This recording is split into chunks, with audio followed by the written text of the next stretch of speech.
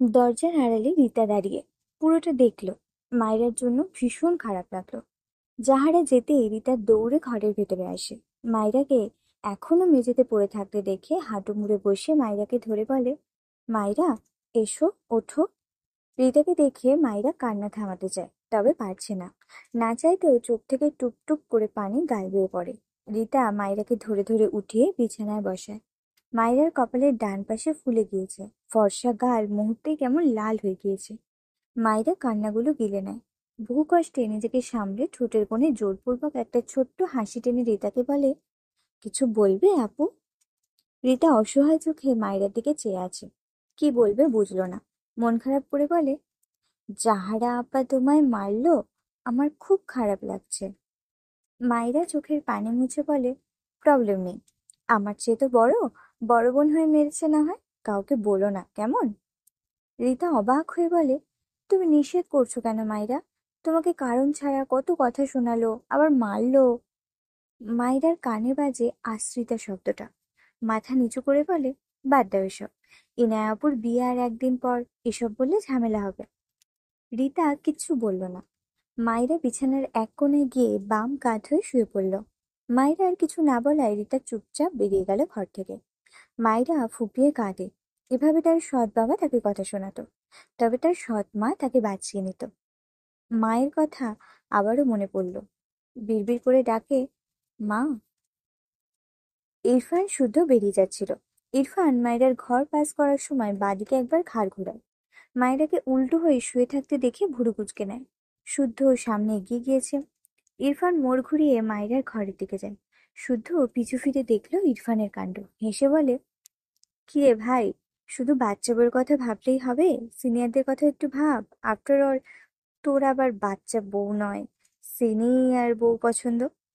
ইরফান বিরক্ত হলো শুদ্ধর কথায়। চুপচাপ মাইরার ঘরে গেল। মাইরা কাঁদতে কাঁদতে ঘুমিয়ে গিয়েছে। ইরফান ভুরু কোঁচকাল। এই বাঁদর মেয়ে অসময়ে ঘুমোচ্ছে কেন? অপর পাশে গিয়ে মায়রার দিকে একটু ঝুঁকলো। সর্বপ্রথম মায়রার ডান গালটাই চোখে পড়ে, যে ফর্সা গালে 5 আঙুলের ছাপ স্পষ্ট। ইরফান ভুরু কোঁচকাল। মনে করার চেষ্টা করলো, সে কি মেরেছিল নাকি? না, সে কেন মারবে? রেগেছিল, তবে মারেনি তো। তাহলে গালের এই দাগ কিসের? কপালের দিকে নজর পড়লে আরো অবাক হয়। কেমন ফুলে উঠে জায়গাটা উঁচু হয়ে আছে। ইরফান বেডের ওপর বাম পা ভাঁজ করে মায়রার পাশে বসে। হাত বাড়িয়ে মায়রার গাল ছুঁয়ে দেখে, কপালে হাত ছোঁয়ায়। চোখ মুখ ভীষণ কাঠিন্য। মায়রা হালকা একটু চোখ লেগেছিল। ইরফানের এতটুকু ছোঁয়াতেই মেয়েটার ঘুম ভেঙে যায়। পিটপিট করে চোখ খুলে সামনে ইরফানকে দেখে অবাক হয়। অভিমানে মুহূর্তেই চোখ জোড়ায় পানি জমে। উল্টো ঘুরতে নিলে ইরফান মায়রার বাঁ হাতের বাহু ধরে আটকে দেয়। গলা নামিয়ে নরম গলায় বলে, এসব কিভাবে হয়েছে? মায়রা কথা বলে না, চোখ বুজে নিয়েছে। ইরফান মায়রার গালে হাত দিয়ে কিছুটা শক্ত কণ্ঠে বলে ওঠে, কে মেরেছে? কথাটা শুনেই মায়রা তড়াক করে চোখ মেলে তাকায়। কিভাবে বুঝলো মারার কথা? ডান গালে হাত দিল সাথে সাথে। ইরফান তার মুখ বরাবর। মায়রা জিভ দিয়ে ঠোঁট ভেজায়, আমতা আমতা করে বলে, কেউ না, পড়ে গিয়ে ব্যথা পেয়েছি। ইরফান মায়রার হাত মায়রার গাল থেকে জোর করে ছাড়িয়ে নিয়ে গালের দিকে তাকায়। বোঝাই যাচ্ছে থাপ্পড়ের দাগ। মুহূর্তেই মুখাভাবে ক্রোধ জমা হয়। শক্ত কণ্ঠে বলে, যা জিজ্ঞেস করেছি অ্যান্সার কর ভালোভাবে। মায়েরা ভয় পায়। এই লোকটার যে রাগ, কি করবে কে জানে। মায়েরা ডান দিকে কাত করে বলে, আপনি যান, আমি ঘুমাবো। ইরফান ঝট করে মায়েরাকে টেনে শোয়া থেকে বসায়। রেগে শক্ত কণ্ঠে বলে, একদম মিথ্যে বলবে না স্টুপিড, বলো কে মেরেছে। মায়েরা ঠোক গেলে, সে জীবনেও বলবে না। পাগল নাকি সে? জেনে শুনে সাপের লেজে কেউ পা দেয়? পুরো বাড়িতে ঝামেলা হবে তার জন্য। মায়েরা ইরফানের হাত সরিয়ে বলে, আপনি যান তো, আমি ঘুমাবো। ইরফান আবারও রেগে যায়। মায়েরার গাল চেপে বলে, লাস্ট বার জিজ্ঞেস করছি, কে মেরেছে? মায়েরা কথা বলে না। ইরফানের রাগে মাথা ফেটে যাচ্ছে। দাঁতে দাঁত পিষে বলে, স্টুপিড, বল কে হাত দিয়েছে তোর গায়ে, অ্যান্সার মি, ড্যাম ইট। মায়েরা কেঁপে ওঠে। এলোমেলো দৃষ্টি ফেলে বলে, আমি পড়ে গিয়ে। ইরফান শেষ করতে দেয় না মাইরাকে। মাইরার মুখ বরাবর তার মুখ নিয়ে ক্রোধযুক্ত চোখে চেয়ে বলে, আর একটা মিথ্যে বলবি তো আচার খাবি। কে মেরেছে বল। মাইরা মিনমিন করে বলে, কেউ না। ইরফান রেগে মায়েরাকে ধাক্কা দেয়। মায়েরা বিছানায় চিৎপটাং হয়ে পড়ে যায়। ইরফান এপাশ ওপাশ পায়চারি করে। হঠাৎই বেডের এক কোণে একটা লাথি বসায়। চিৎকার করে বলে, ওকে ফাইন, তোকে বলতে হবে না, আমি নিজেই খুঁজে নিচ্ছি। কথাটা বলেই ঘর থেকে বেরোলে দরজার কাছে রিতাকে পেয়ে যায়। ইরফান শক্ত কণ্ঠে বলে ওঠে, রিতা, ওর এই অবস্থা কে করেছে? রিতা ঢোক গেলে। মায়েরা যে বলতে নিষেধ করলো। মায়েরা দ্রুত বিছানা থেকে নেমে এসে ইরফানের পেছন থেকে বলে, আপু তুমি যাও। ইরফান পিছু ফিরে মায়েরার দিকে জ্বলন্ত চোখে তাকায়। মায়েরা ঢোক গিলল ইরফানের দৃষ্টিতে। ইরফান রিতাকে উদ্দেশ্য করে বলে, রিতা আমাকে সব বলবে রাইট নাও, না বলে এক পা নড়বে না এখান থেকে। মায়েরা ইরফানকে পাস করে ঠেলে রিতাকে সরিয়ে দিতে চায়। কান্নামাখা গলায় কিছু বলতে চায়, তার আগে ইরফান মায়েরাকে টেনে মায়েরার পিঠ তার বুকে লাগিয়ে বাঁ হাতে মায়েরার বুক চেপে ধরে। রাগান্বিত স্বরে বলে, আমায় আর রাগাস না লিটল গার্ল, আমার একটু ইচ্ছে করছে না তোর এই আহত গালে আমার শক্ত আঘাত পড়ুক, সো জাস্ট শাট আপ। এরপর রিতার দিকে চেয়ে ধমকে বলে, স্পিক আপ। রিতা ইরফানের ধমক খেয়ে ভয়ে গড়গড় করে সব বলে দেয়। মায়েরা ইরফানের থেকে ছাড়া পেতে ছটফটায়, তবে ইরফানের শক্তির সাথে পারে না। রিতার বলা কথাগুলো শুনে ইরফানের চোখে মুখে অজস্র ক্রোধ হাজির হয়। কপালের রগ ফুলে ওঠে। ডান হাত মুষ্টিবদ্ধ করে নেয়। বলিষ্ঠ হাতের রগগুলো ফুলে ফেঁপে ওঠে। বাঁ হাতে ধরে রাখা মাইরাকে ছেড়ে বড় বড় পা ফেলে ডাইনিং এর ফাঁকা স্পেসে গিয়ে দাঁড়ায়। মাইরা পিছু পিছু ইরফানের হাত টেনে বলতে থাকে, প্লিজ কিছু বলবেন না, এই নেয়াপুর পরশু বিয়ে, এমন করবেন না প্লিজ। ইরফান মাইরার কথা শুনলই না, উল্টে সিংহের ন্যায় হুংকার ছাড়ে, যাহারা, যাহারা। ইরফানের চিৎকারে পুরো বাড়ির দেওয়াল যেন কেঁপে উঠল। বারবার প্রতিধ্বনিত হতে থাকে ইরফানের কণ্ঠ। মুহূর্তেই এই বাড়ির ঘরে যে যেখানে ছিল সবাই বেরিয়ে এসেছে। মায়েরা কেঁদে দিয়েছে ভয়ে। হায় আল্লাহ, এখন কি হবে? যাহারা তার মায়ের পাশে দাঁড়িয়েছে, ইরফানকে দেখে ভয়ে কাঁপছে রীতিমতো। পাশেই মাইরাকে কাঁদতে দেখলো। মাইরা কি সব বলে দিয়েছে? ইরফান আবারও চিৎকার করে, যাহারা, কোথায় তুই? সবাই অবাক নয়নে ইরফানকে দেখছে। রুমানিমা এগিয়ে এসে জিজ্ঞেস করলো, কি হয়েছে ইরফান? যাহারা কিভাবে ডাকছো কেন? ইরফান মায়ের দিকে একবার তাকায়, এরপর চোখ সরিয়ে আশেপাশে চোখ বুলিয়ে জাহারাকে এক কোণায় দাঁড়িয়ে থাকতে দেখে গটগট পায়ে সেদিকে এগিয়ে যায়। জাহারা ভয় পায়।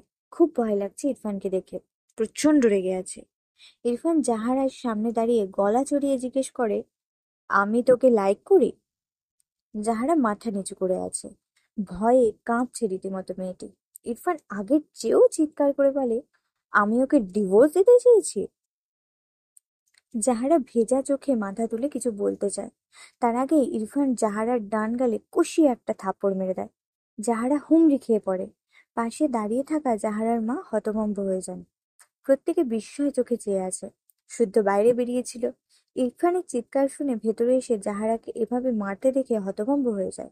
ইরফান আবারও তেড়ে যেতে নেয়।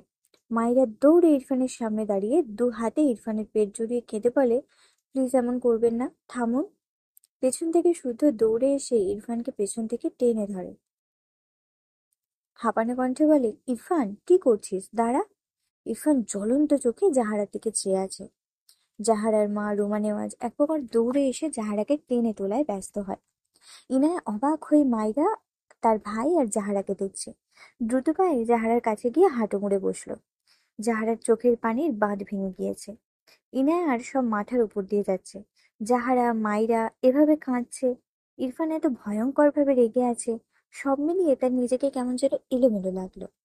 জাহারার মাথায় হাত রাখে মেয়েটা।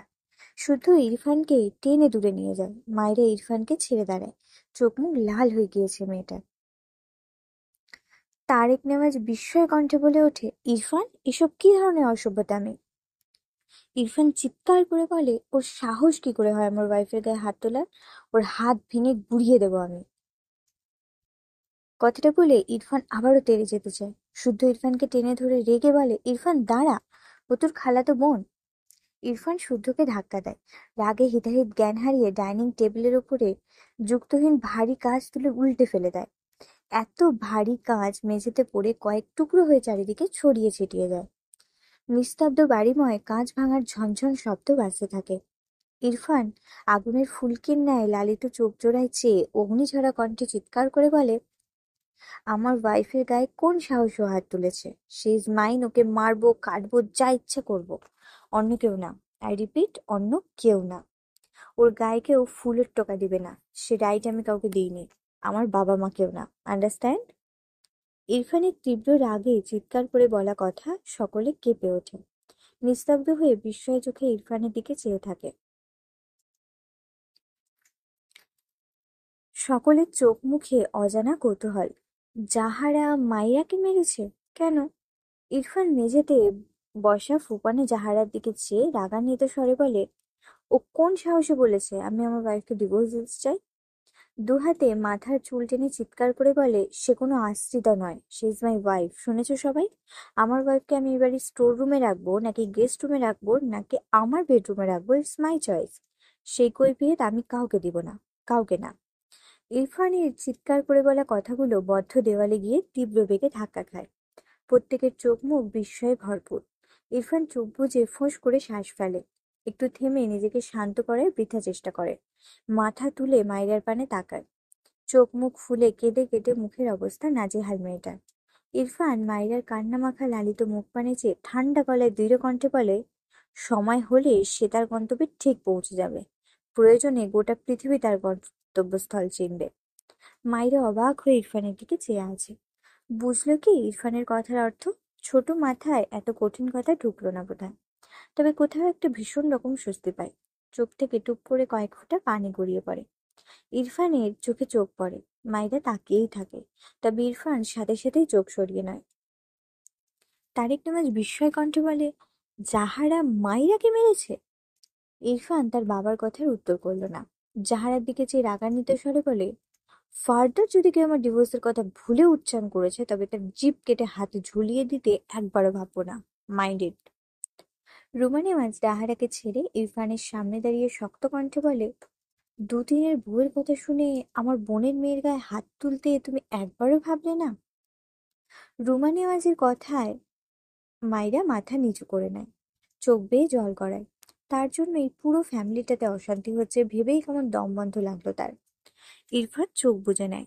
মায়ের কথা ইরফানের পছন্দ হলো না। দুদিনের বউ কথাটা মোটেও ভালো লাগলো না।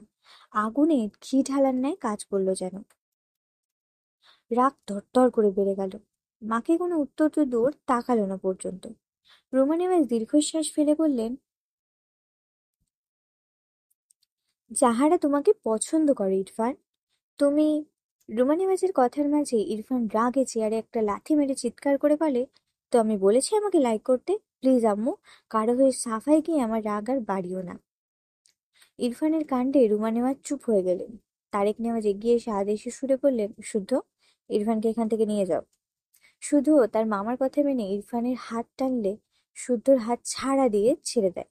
গটগট পায়ে গিয়ে মায়েরার হাত শক্ত হাতে চেপে মায়েরার ঘরের দিকে নিয়ে যায়। মায়েরা অবাক হয়, তবে কিচ্ছু বলে না। ইরফানের পিছু হাঁটে মাথা নিচু করে। ইরফান মায়েরাকে তার ঘরের ভিতর রেখে হিসিয়ে বলে, এই ঘর থেকে বেরিয়েছিস তো পা কেটে ঘরে বসিয়ে রাখবো। মায়েরা ছলছল চোখে শুধু ইরফানের পানে চেয়ে রইল। ইরফান চোখ বুজে শ্বাস ফেলে। এরপর আবারও মায়েরার কান্না মুখের দিকে চেয়ে ঠান্ডা গলায় বলে, ডোন্ট ক্রাই। মাইরার চোখ থেকে টুপটুপ করে পানি গড়িয়ে পড়ে। ইরফান রেগে যায়।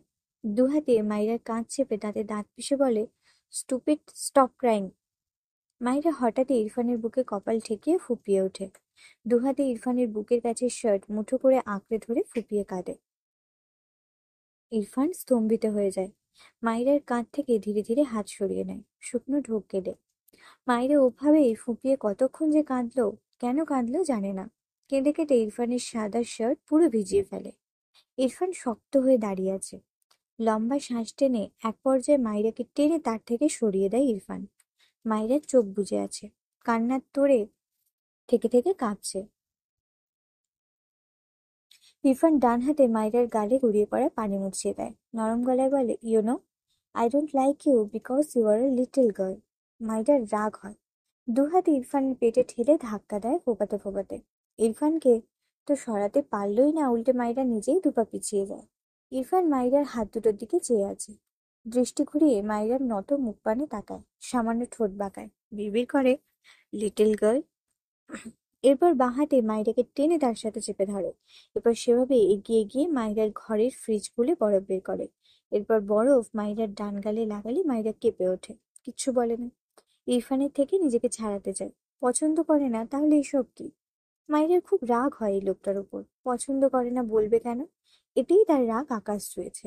ইরফান কিচ্ছু বলল না, মাইরাকে শক্ত করে ধরে বরফ লাগিয়ে দিল। মাইরা তাকায় না ইরফানের দিকে। ইরফান মাইরার গালে তাকিয়ে রইল।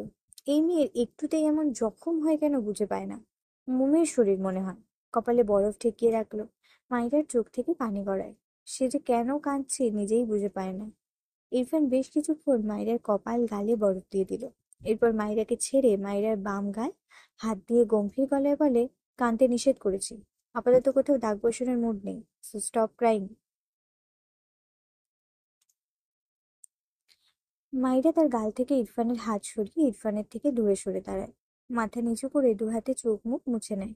চোখ তুলে তাকায় না ইরফানের দিকে। তার এখন লজ্জা লাগছে। এর আগে যদিও ভান করে ইরফানের বুকে ছিল, সেসব তো স্বাভাবিকই লাগতো, কিন্তু এখন কেন যেন স্বাভাবিক লাগছে না। ইরফান মায়ের দিকে ভুরু কুঁচকে কিছু সময় চেয়ে থাকে, কিছু বলে না। বেরিয়ে যায় ঘর থেকে। যাওয়ার আগে শব্দ করে দরজা আটকাতে ভোলেনি। ড্রয়িং স্পেসে সবাই সেভাবেই দাঁড়িয়ে আছে। ইরফান প্রায় মিনিট পাঁচেক সময় পর মাইরার ঘর থেকে বের হয়। ঘরের দরজা খোলাই ছিল, তবে তাদের দেখা যায়নি। সবাই সবার মতো যার যার জায়গায় নিশ্চুপ হয়ে দাঁড়িয়ে আছে। এতক্ষণ কি হয়ে গেল সেই ঘর থেকেই বোধহয় কেউ বের হতে পারেনি। জাহারা তার মাকে জড়িয়ে নিঃশব্দে ফোঁপায়। ইরফান মাইরার ঘর থেকে বেরিয়ে কোনো দিকে তাকায়নি। হনহন করে বাইরে যেতে যেতে গম্ভীর গলায় বলে, কেউ বাড়াবাড়ি করলে আমি সেপারেট হতে আর একবারও ভাববো না, কথাটা স্মরণ করিয়ে দিলাম জাস্ট। ইরফানের কথায় সবার ধ্যান ভাঙে। রুমানা ছলছল চোখে চেয়ে রইল ছেলের প্রস্থানের দিকে। কথাটা যে তাকে উদ্দেশ্য করে বলা হয়েছে তিনি বুঝেছেন। মাইরাকে এভাবে বলা ঠিক হয়নি তার, তিনি বুঝলেন। কিন্তু জাহারা তো এমন মেয়ে নয়, মাইরাকে মারবে এখনো তার বিশ্বাসই হচ্ছে না। কিন্তু মাত্রই মাইরার গালে খেয়াল করে বুঝেছে জাহারা সত্যিই মেরেছে মাইরাকে। ইরফান তো অকারণে এত বেশি রাখবে না, কিন্তু তার ছেলে তার থেকে দূরে গেলে তিনি মা হিসেবে কি করে থাকবে? এতদিন চাকরির সূত্রে যেতে চেয়েছে, তাই রুমানে আর যেতে দেয়নি। এখন ঝামেলা হয়ে চলে গেলে সে কিভাবে মেনে নেবেন? ইরফান মেইন ডোরের সামনে গিয়ে পিছু ফিরে তাকায়। শক্ত গলায় বলে, জাহারাকে যেন আমার ওয়াইফের আশেপাশে না দেখি। কথার হেরফের হলে খুব খারাপ হবে। শুধু ইরফানের হাত ধরে বলে, আরে আয়, আমাদের লেট হচ্ছে। কথাটা বলে টেনে বাইরে নিয়ে যায় ইরফানকে। ইরফান আর কিছু বলল না, শুধুর হাত ছাড়া দিয়ে ছেড়ে নিজেই বড় বড় পা ফেলে বাইরের দিকে যায়। শুদ্ধ ইরফানের পিছু পিছু যায়, ইরফানের দিকে তাকিয়ে। ইনায়ার বিয়ের একদিন আগে এসব ঝামেলায় সত্যিই সে হতাশ। তবে এত করুণ পরিস্থিতিতেও তার হাসি পাচ্ছে ইরফানের কাণ্ড দেখে। মায়েরাকে নিয়ে কত পজিটিভ ভাবা যায়। বিড়বিড় করলো, হাসলে কি পাপ হবে? নিজের গালে নিজেরই আলতো একটা থাপ্পড় দিয়ে বলে, ছি ছি ছি, শুদ্ধ ভালো হয়ে যা। ভালো হতে পয়সা লাগে না। তোকে এখন কাঁদতে হবে, নো লাফিং। এখন শুধু ক্রাইং ক্রাইং। অতঃপর একা একাই কান্নার ভান করলো, পরে হাসা যাবে না হয় সময় করে। এখন একটু না হয় কাঁদার চেষ্টা করুক। অতঃপর দ্রুত পা চালিয়ে ইরফানের পাশে দাঁড়িয়ে ঘাড় বাঁকিয়ে ইরফানের দিকে তাকায়। সর্বপ্রথম বুকের কাছে ভেজা সাদা শার্টের দিকে শুদ্ধর শকুনি নজর পড়ল। এরপর আর হাসি আটকাতে পারবে বলে মনে হয় না। তবু আটকালো বহু কষ্টে। মিটিমিটি হেসে বলে, মুক্তোর ন্যায় বউয়ের চোখের জলে স্বামীর শার্ট ভিজলো তবে? ইরফান শুদ্ধর দিকে রেগে তাকালে শুদ্ধ গা ছাড়া ভাব নিয়ে সামনে তাকিয়ে দুটো পাখির দিকে চেয়ে আঙুল তাক করে মিটিমিটি হেসে বলে, হাউ রোম্যান্টিক। রোমানা আমার শাড়ির আঁচলে চোখ মুছলেন। পিছু ফিরে জাহারাকে তার মাকে জড়িয়ে কাঁদতে দেখে তার মন পুড়ল ভীষণ। ইনায়া যেমন মেয়ে, তার মেয়ে জাহারাও তো আর একটা মেয়ে। মেয়ের মন ভাঙলে মায়ের তো মন পুড়বে, এটাই স্বাভাবিক। এগিয়ে গিয়ে জাহারের মাথায় হাত বুলিয়ে মৃদুস্বরে বলে, কেন মায়েরাকে মারতে গেলি মা? জানিস তো ইরফান কেমন। তোর ইচ্ছে পূরণ করার সাধ্য আমার নেই, কারণ ইরফান নিজেই তা চায় না। ওকে ভুলে যা মা। জাহারা নীরবে কাঁদে। কান্নার গতি বাড়ে। খালার কথার উত্তর করে না। তার কষ্ট কে বুঝবে? তার তো মায়ের সাথে কোনো শত্রুতা নেই। এত বাজে কথা সে কখনো কাউকে বলেনি। অপরিচিত কাউকে কখনো মারেনি। কিন্তু মায়ের সাথে কিভাবে যেন এমন করলো? তার যে ইরফান ভাইয়ের পাশে কাউকে সহ্য হয় না। সে কি করবে? রুমানে আজ দীর্ঘশ্বাস ফেলে জাহারাকে ধরে ঘরে নিয়ে গেল। পাশেই জাহারার মা চোখের পানি মুছে বোনের পাশে হেঁটে এগিয়ে যান। তারিক নেওয়াজ জাহারার উপর বিরক্ত। এতদিন তার ছেলেটার হাতে মার খেয়ে খেয়ে তার বন্ধুর মেয়ের নাজেহাল অবস্থা হয়েছিল। এখন তার স্ত্রীর বোনের মেয়ে এসে মেরে দিচ্ছে। তিনি নিজের কাছে ভীষণ অনুতপ্ত হয়। মায়েরাকে ভালো রাখতে পারছেন না তিনি। তবে ইরফানের আজকের বিহেভিয়ারে বেশ খুশিও হয়েছেন বটে। দীর্ঘশ্বাস ফেলে চারপাশে চোখ বোলায়। ছোটখাটো একটা ঝড় হয়ে গিয়েছে। একদিন পর মেয়ের বিয়ে। আর কি সব কি হচ্ছে! বাবা হিসেবে বাড়ির এমন বিধ্বস্ত অবস্থায় যদিও তার রাগ করার কথা ইরফানের উপর, তবে তার রাগ হলো না। কোথাও একটা স্বস্তির নিঃশ্বাস টেনে নিয়ে পকেট থেকে ফোন বের করে কাউকে কল করলো। টেবিল কিনতে হবে। মেয়ের বিয়ে, ভাঙা টেবিল সাজিয়ে রাখলে তো হবে না। সবাই সবার মতো প্রস্থান করলে ইনায়া দ্রুত মাইরার ঘরে আসে। মাইরা মাথা নিচু করে দাঁড়িয়েছিল। দরজার শব্দ পেয়ে মাথা তুলে তাকায়। ইনায়াকে দেখে চোখের পানি মুছে নেয়। ইনায়া মাইরার সামনে দাঁড়িয়ে বলে, কি হয়েছে মাইরা? জাহারা আপু তোমাকে সত্যিই মেরেছে? মায়েরা মাথা নিচু করে বলল, আসলে জাহারা আপুর দোষ না। সে তোমার ভাইয়াকে পছন্দ করে, আর এজন্য আমাকে তোমার ভাইয়ার পাশে জাহারা আপু মেনে নিতে পারে না। এজন্যই রেগে গিয়ে একটা মেরেছে। বাদ দাও আপু। এনায় অবাক হয় মায়েরাকে দেখে। তার মনে প্রশ্ন জাগে, মেয়েটা এত অদ্ভুত কেন? আগে যখন তার ভাইয়া মারতো তখন মায়েরা বলেছিল আসলে উনি জোর করে বিয়ে দেওয়ায় রেগে মেরে দেয়, তার ভাইয়ের নাকি কোনো দোষ নেই। আর এখন জাহারা আপুর মার খেয়ে বলছে জাহারা আপু ইরফান ভাইয়াকে পছন্দ করে বলে রেগে মেরেছে। জাহারা আপুর নাকি কোনো দোষ নেই। বিস্ময় কণ্ঠে প্রশ্ন করে, তুমি এমন কেন মাইরা? মাইরার মন খারাপ হয়। ইরফানের মা তাকে ভুল বুঝেছে। তখন তার কথা শুনে বুঝেছে। তিনি ভেবেছেন মাইরা ইরফানকে সব বলেছে, কিন্তু মাইরা একটুও চায়নি এই ব্যাপার ইরফান জানুক। অতঃপর মাইরা ইনায়ার দুহাত ধরে বলে, আপু, বিশ্বাস করো, আমি তোমার ভাইয়াকে এসব বলিনি। আমি একদম জানাতে চাইনি তোমার ভাইয়াকে, বাট চেষ্টা করেও পারলাম না। আমি সরি আপু। তোমার বিয়ের একদিন আগে আমার জন্যই পরিবেশটাই নষ্ট হয়ে গেল। সরি আপু। ইনায়া কপাল চাপড়ে বলল, আরে বোকা মেয়ে, আমি তোমাকে ভালো বলেছি। তুমি ভাইয়াকে বলেছো এসব বলিনি। মাইরা বোকা চোখে তাকিয়ে বলে, কেন? ইনায়া মৃদু হেসে বলল, কারণ তুমি ভালো তাই। এবার আসল কাহিনী বলো তো। মায়েরা ইনায়াকে সবকিছু সুন্দরভাবে বলে। ইনায়া সবচেয়ে বেশি অবাক হয় জাহারা ইরফানকে পছন্দ করে শুনে। সে কখনোই বুঝতে পারেনি জাহারা ইরফানকে পছন্দ করে। মায়েরা ইনায়াকে ঝাঁকিয়ে বলে, আপু, তোমার খালামণিটা কি চলে গিয়েছে? ইনায়া মাথা নেড়ে বলে, যেতে চাইলেও আম্মু যেতে দিবে না, চিন্তা করো না। মায়েরা মন খারাপ করে রইল। তার খারাপ লাগছে, বাসার সুস্থ পরিবেশটা কেমন উলটপালট হয়ে গেল। শুক্রবার জুম্মার নামাজ শেষে তারেক নেওয়াজ বাড়িতে প্রবেশ করে। মাথা থেকে টুপি হাতে নিয়ে পাঞ্জাবির পকেটে রেখে সোফায় বসে। কিছুক্ষণের মাঝেই ইরফান আর শুদ্ধ ফেরে। ইরফান কোনো দিকে তাকায় না, গটগট পায়ে তার ঘরের উদ্দেশ্যে পা চালায়। তারেক নেওয়াজ শান্ত চোখে দেখলেন ছেলের প্রস্থান। অন্যান্য দিনগুলোয় নামাজ পড়ে এসে সবাই একসাথে খেয়ে তবেই ঘরে যেত। এখন ইরফানকে ডাকলেও যে শুনবে না তা তারেক নেওয়াজ খুব ভালোই জানেন। তাই চুপ থাকলেন। রুমা নেওয়াজ ঝাপসা চোখে ছেলের প্রস্থান দেখলেন। তার মুখে খাবার যাবে কি করে ছেলে না খেয়ে থাকলে? রুমা নেওয়াজ তার বোন আর জাহারাকে এক প্রকার জোর করেই রেখেছে। মেয়ের বিয়ে, সেখানে বোন থাকবে না, কি করে মানবেন তিনি? খাবার টেবিলে আসতে জোর করেছিল কিন্তু আসেনি। মেয়ের কাজে মা ভীষণ লজ্জিত, সাথে মেয়ের জন্য ভীষণ মন খারাপ।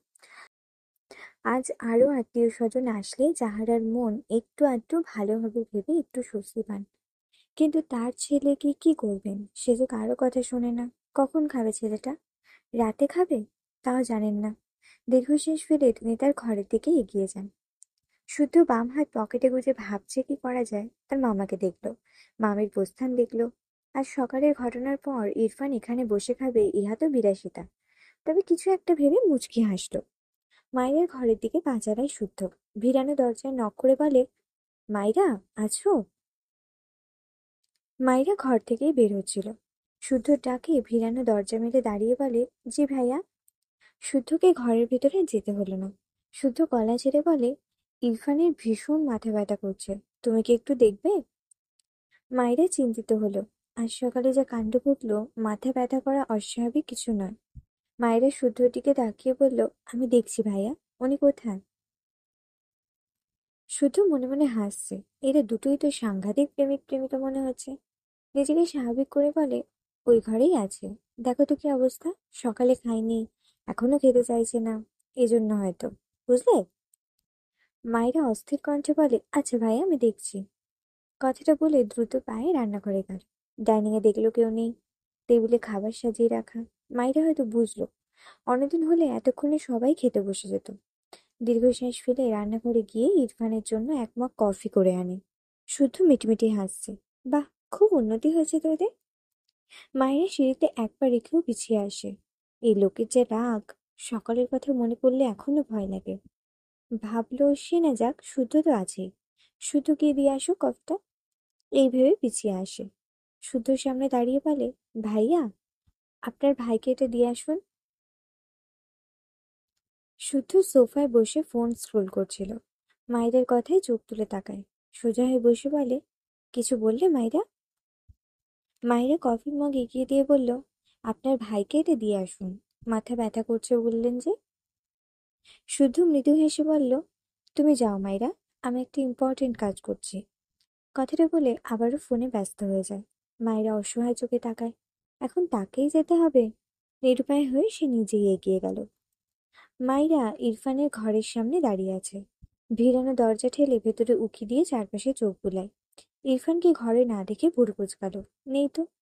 ঘরের ভেতর প্রবেশ করলে ইরফান ব্যালকনি থেকে তার ঘরে এসে মাইরাকে দেখে ভুরু কুঁচকে তাকায়। মাইরা ইরফানকে দেখে হাঁ করে চেয়ে আছে। ইরফানের পা থেকে মাথা পর্যন্ত চোখ বুলায়। সাদা পাঞ্জাবি, সাদা গ্যাবার্ডিন প্যান্ট পরিহিত ইরফানকে দেখে মাইরা অবাক না হয়ে পারল না। এই লোককে ভুলেও পাঞ্জাবি পরে দেখেনি মাইরা। একদম অন্যরকম লাগছে ইরফানকে। মাইরার মনে হলো এই ইরফান নতুন ইরফান। শুভ্র কাপড়ে মোড়ে ইরফানকে মাইরার কাছে এক নির্মল পুরুষ মনে হলো, যে খুব শান্ত সুদর্শন এক পুরুষ। মায়েরা মনে মনে আওড়ায়, সুদর্শন শুভ্র পুরুষ। ইরফান মায়েরার সামনে এসে দুহাত প্যান্টের পকেটে গুঁজে দাঁড়ায়। গম্ভীর গলায় বলে, হোয়াট হ্যাপেন্ড? ইরফানের কথায় মায়েরার ধ্যান ভাঙে। মাথা নিচু করে নেয়, চোখ বুজে নিজেকে দুটো কথা শুনে এভাবে তাকিয়ে থাকার জন্য। ইরফান মায়েরার দিকে তীক্ষ্ণ চোখে চেয়ে আছে। হাতে কফির মগ দেখে ভুরু কুঁচকাল। আবারও বলে, কি চাই? মায়েরা ঢোক গিলে মাথা তুলে পিটপিট করে তাকায় ইরফানের পানে। মিনমিন করে বলে, আপনার কফি। ইরফান মায়েরার দিকে চেয়ে আছে। এই দুপুরে তার জন্য কফি এনেছে কেন এ মেয়ে? ভুরু কুঁচকে বলল, কেন এনেছো? মাহিরা ফট করে বলে ফেলে, আপনার তো মাথা ব্যথা, এজন্য এনেছি। নিন, খেয়ে নিন, একদম সেরে যাবে।